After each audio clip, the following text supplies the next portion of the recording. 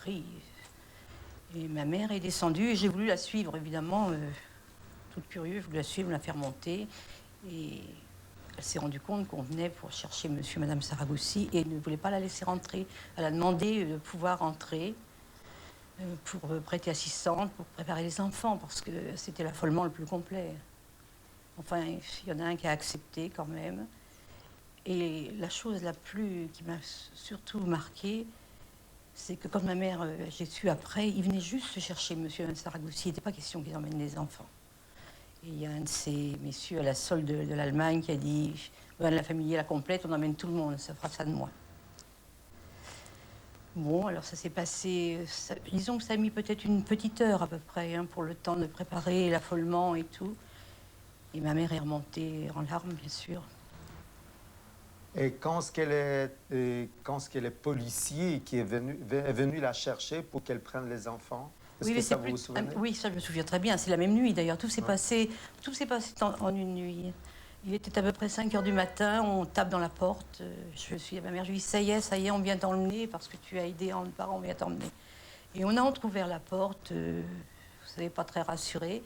Il y avait un policier et ce sont, vous savez, ce qu'on appelait, vous avez dû entendre parler, les policiers, les agents, on les appelait les hirondelles.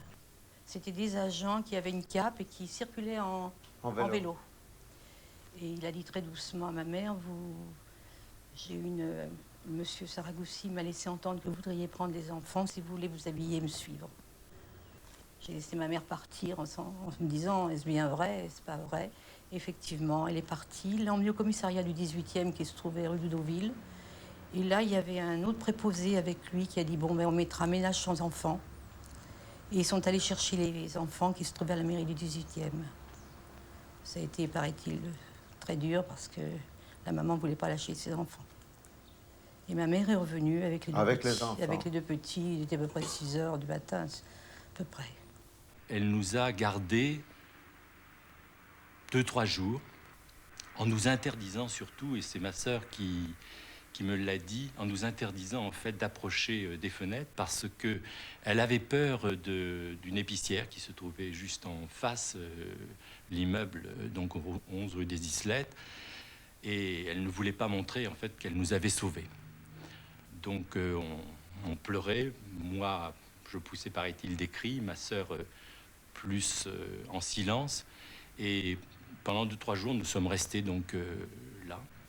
Et à ce moment-là, et c'est toujours aussi cette espèce de chaîne qui s'est constituée, parce que si elle a fait aussi cet acte, c'est parce qu'elle savait que sa belle-sœur, Madame Guillolot, qui habitait à Poigny, dans un petit village de l'Yonne, pourrait nous prendre aussi.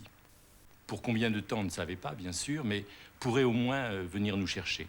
Et ce qu'il y a de troublant, et j'en ai pris conscience d'ailleurs dernièrement, c'est que au moment où mes parents partaient par un convoi qui partait de Drancy, donc vers les camps d'extermination, nous, par contre, on prenait le train pour Migène.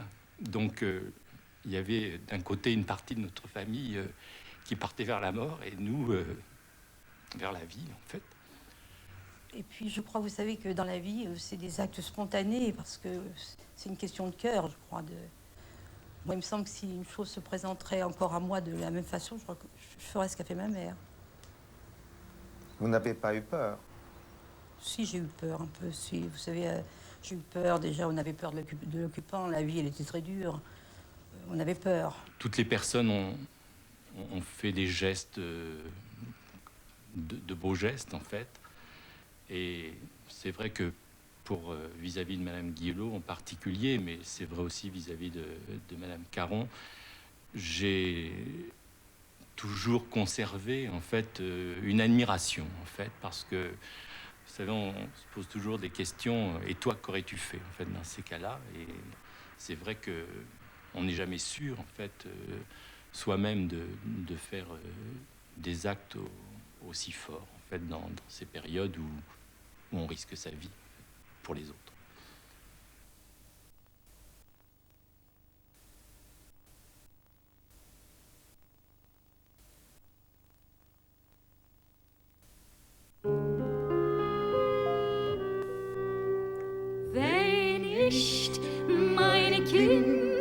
als der Herbst ist Bräuer und reißt auf dem Sommer mit Regen und Wind. Verwiege mit den Nieden dem kranken Treuer, der erzählt immer Silber die Wolken zerräuft. Ist ständig, ständig der Himmel bläuer, dort geh ich, dort seh ich Licht von eines Hof. In Nächte, wenn der Himmel mit Asche verknodert, ableiernet fühlst du übern Kopf. Die Sterne, sie finkeln, wie Gott hat gefordert, und kommen in Choren durch Worten zerrobt.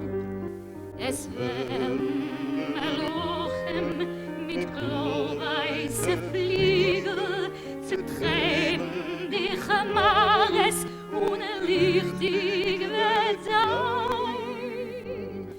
Der Halleluja,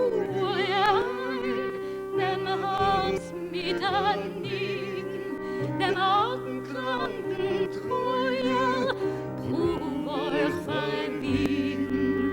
Erzähl mal Sieber, die Wolken zerräuft, ist ständig, euch ständig der Himmel abläuft, dort geht